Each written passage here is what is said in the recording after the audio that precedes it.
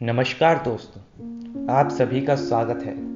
आज मैं आपको बताने वाला हूँ कि कैसे आज़ादी के बाद छोटी छोटी रियासतों और ब्रिटिश राज्यों को मिलाकर एक अखंड भारत का निर्माण हुआ।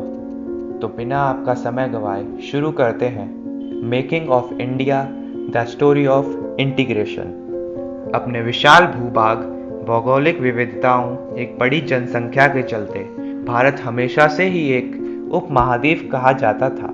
ये इतना बड़ा इलाका था कि कभी भी एक शासक पूरी तरह इसके ऊपर शासन नहीं कर सका, यहाँ तक कि अंग्रेज भी नहीं। और यही वजह थी उन्होंने ब्रिटिश प्रोविंस और प्रिंसली स्टेट्स में इस पूरे भूभाग को बांट कर रखा था।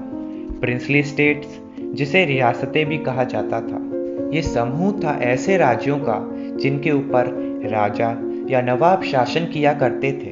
लेकिन एक ऐसा वक्त भी आया जब भारत में अंग्रेजी शासन समाप्त होने की कगार पर आया।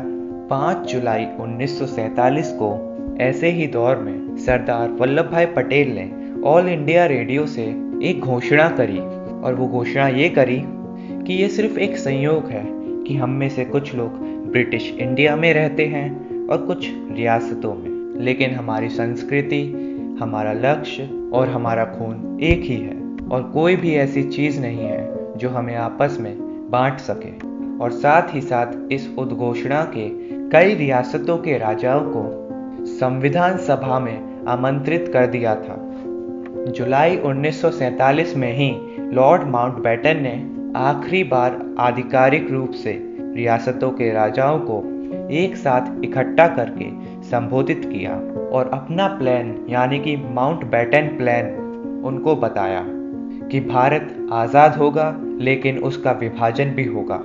ब्रिटिश प्रोविंसेस के वो इलाके जहाँ हिंदू मेजॉरिटी में हैं वो बनेगा भारत, और जो इलाके मुस्लिम मेजॉरिटी में हैं वो बनेगा पाकिस्तान। लेकिन वो इलाके जिनके ऊपर राजा और नवाब शासन किया करते हैं, उन्हें आज़ादी होगी अपना मुस्तकबिल चुनने की, और वो चाहें तो भारत के साथ जुड़ें और वो चाहें तो पाकिस्तान के साथ जुड़ें। लेकिन साथ ही लॉर्ड माउंटबेटन ने सारे राजा नवाबों को यह बात भी कही कि आप चाहें जो भी फैसला लें, इस बात का ध्यान जरूर रखें कि वो फैसला प्रैक्टिकल होना चाहिए।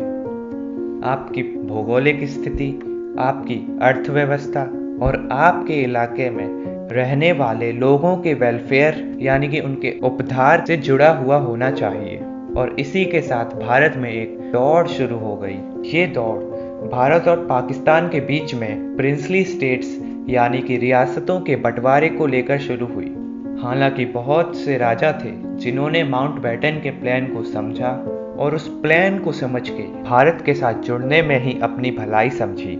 ये ज़्यादातर वो राज्य थे जो आकार में छोटे भी थे, जिनके राजा भी हिंदू थे और साथ ही साथ उनकी प्रजा भी हिंदू थी, जैसे कि रीवा का राज्य, जैसे ग्वालियर का राज्य, जैसे इंदौर का राज्य, जैसे बीकानेर का राज्य, पटियाला का राज्य, नाभा का राज्य, और ऐसे कई राज्य।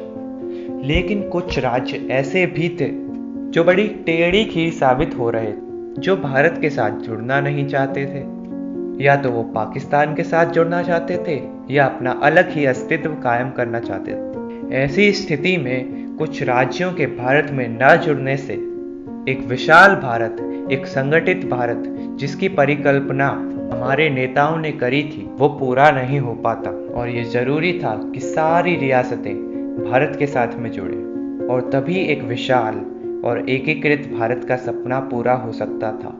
और फिर शुरू होती है वो यात्रा जहाँ पे सरदार वल्लभ भाई पटेल, जो हमारे लौह पुरुष हैं, उन्होंने बड़ी ताकत, बुद्धि और मेहनत का प्रयोग करके ऐसी टेढ़ी खीर साबित होने वाली रियासतों को साम दाम दंड भेद का प्रयोग करके भारत के साथ जोड़ा और एक विशाल एकीकृत भारत को संभव बनाया। उम्मीद करता हूँ आपको ये वीडियो अच्छी लगी होगी, तो इस वीडियो को लाइक करें और अपने दोस्तों को भी शेयर करें, और ऐसी ही और वीडियोस को देखने के लिए चैनल को सब्सक्राइब करें। तो मिलते हैं किसी और वीडियो में, तब तक के लिए धन्यवाद।